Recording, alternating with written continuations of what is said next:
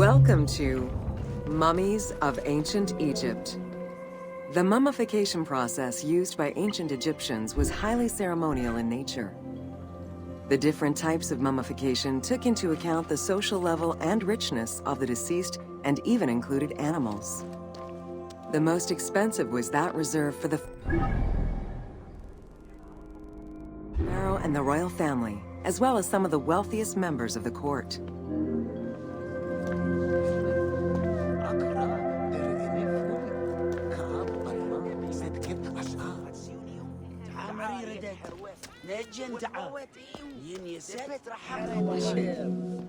The first step was cleaning. Once bodies arrived at the mummification site, they were placed on inclined tables while the bodily fluids drained away. They were then cleansed by priests until they were deemed ready for the purification process.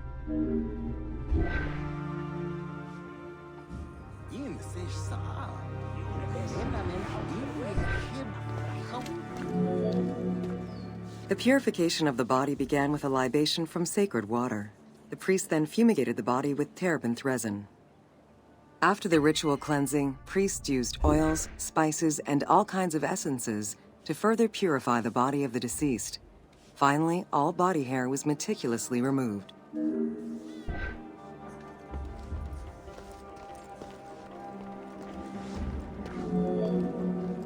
Once the body was properly purified, embalmers removed the organs, following very specific procedures.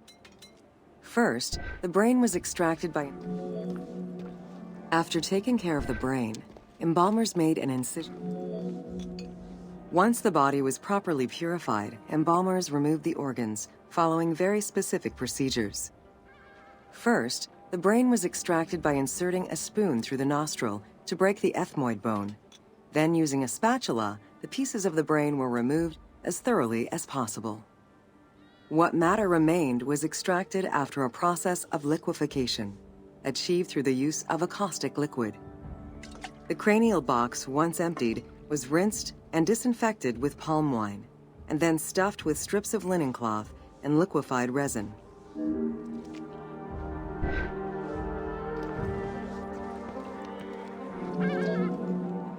After taking care of the brain, embalmers made an incision on the left flank and carefully set aside the viscera. The inside of the body was also rinsed with palm wine. Then the embalmers filled the belly with pure myrrh, cinnamon, and other perfumes and sewed it shut. The removed viscera were washed in palm wine and packed in crushed herbs before being placed in canopic jars.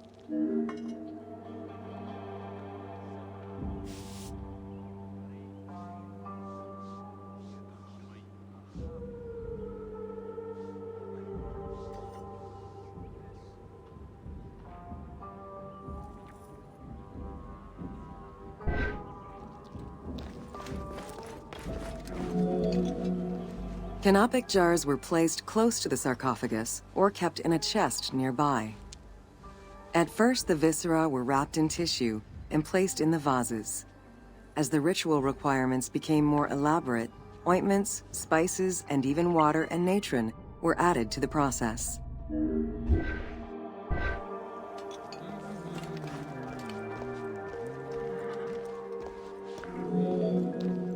Towards the middle of the New Kingdom, canopic jars assumed the appearance of the four sons of Horus. They were known as the protectors of the viscera. These protectors had their own guardians, each a goddess of the dead. Imseti, the human-headed god, protected the liver and was protected by the goddess Iset. Hapi, the baboon-headed god, protected the lungs and was protected by the goddess Nephthys. Dumut-Ef, the jackal-headed god, protected the stomach and was protected by the goddess Neith. And finally, Kebesenuef, the falcon-headed god, protected the intestines and was protected by the goddess Selket.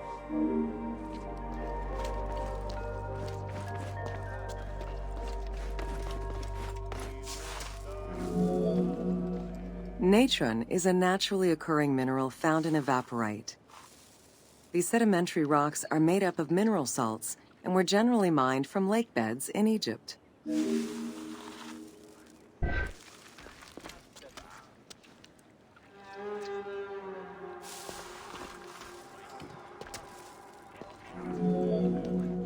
Embalmers used natron as a desiccant to dry the flesh and stop the corpse's putrefaction process.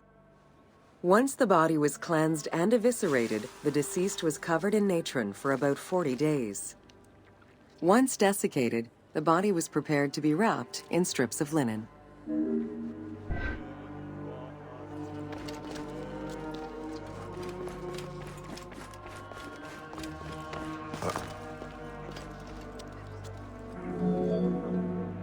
Once the body was fully desiccated by the natron treatment, embalmers oiled, painted, and sometimes even added hair extensions or a wig.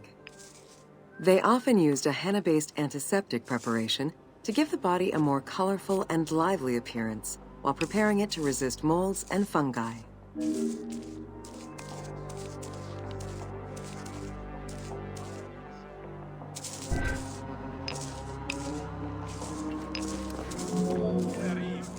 Next came the phase which gave mummies their most well-known appearance, the wrapping. Originally, each part of the body was wrapped separately.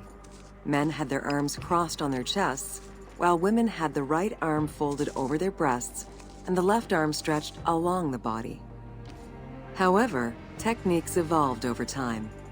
Eventually, the body as a whole was wrapped with limbs alongside the body, and increasingly sophisticated and different techniques of weaving flax bands were developed.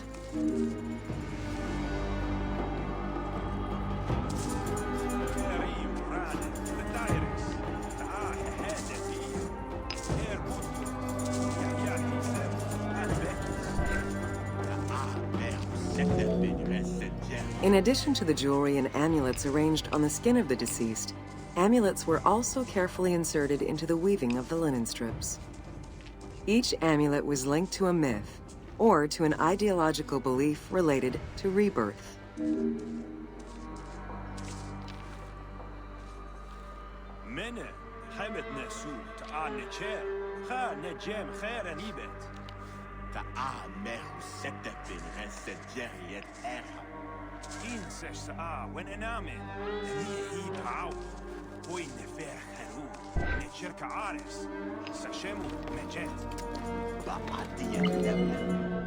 Masks were an important part of a mummy's finery.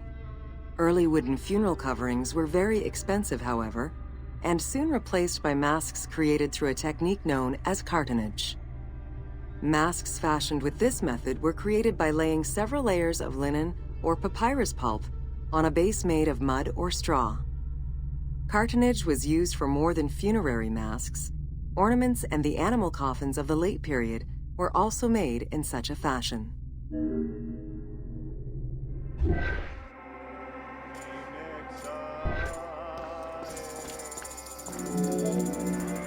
Cartonnage evolved to cover the entire body of the mummy during the 22nd dynasty. The mummies were placed on a board inside a rigid envelope of cartonnage, which was laced at the back with a string. Extremely cost-effective and visually pleasing, this technique was very popular through all layers of the society.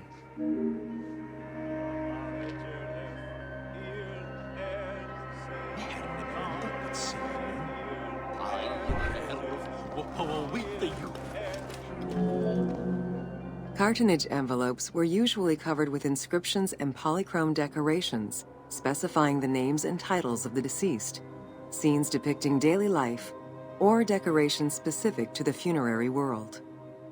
This was a true gift for Egyptologists eager to study the funerary rites of the ancient Egyptians.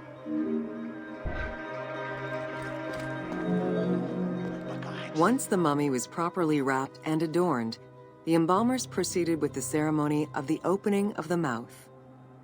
A vital step of the funerary process, this ceremony was meant to bring back to life the deceased themselves or an object representing the deceased.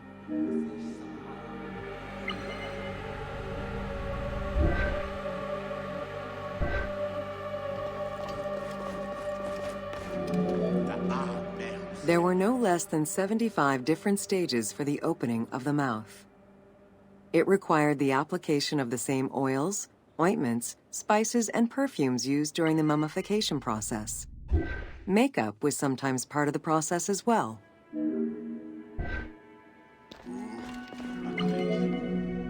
The last stage of this long ritual was the act of touching the mouth with the adze to symbolically allow the breath of life to infuse an inert body.